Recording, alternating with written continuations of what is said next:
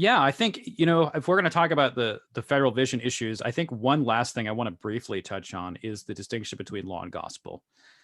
Because this really does play into federal vision. And I think we can't really talk about federal vision without mentioning the distinction between law and gospel. So this is kind of going to be our last subject to touch on, and then we'll end. But so speaking about law and gospel, if you have somebody like Rich Luska is one who has been extremely critical. He's got this article against the law gospel distinction. And you see this with guys like John Frame as well, who definitely aren't part of the federal vision, but were influence people who have influenced the federal vision movement in certain ways.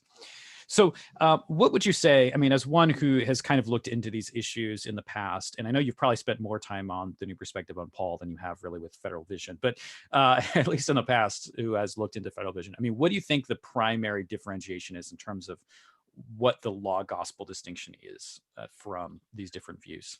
Well, ironically enough, the thing that pushed me over the edge into Lutheranism was the law gospel distinction. Yeah. It wasn't really baptism. It was reading Walther's law and gospel distinction, and comparing that with Calvin.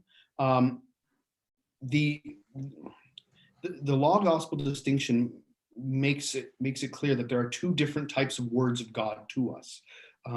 God speaks commands that tell us what to do and what not to do, and there's the gospel promise where it gives us Christ, that gives us forgiveness, life, and salvation. Right. And those two things are different things.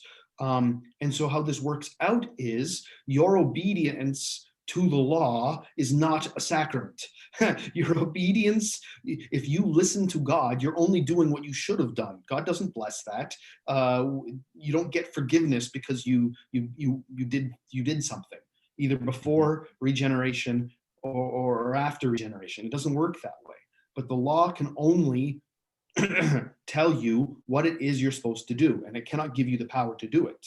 To say it slightly differently, obedience to the law is not a means of grace. And I think that's probably what, at least for me, that is a fundamental idea here.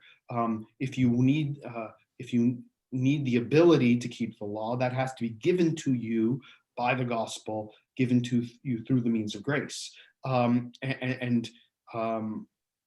That's, I think that's fundamentally where the law and gospel distinction comes down into this discussion, and it really applies there.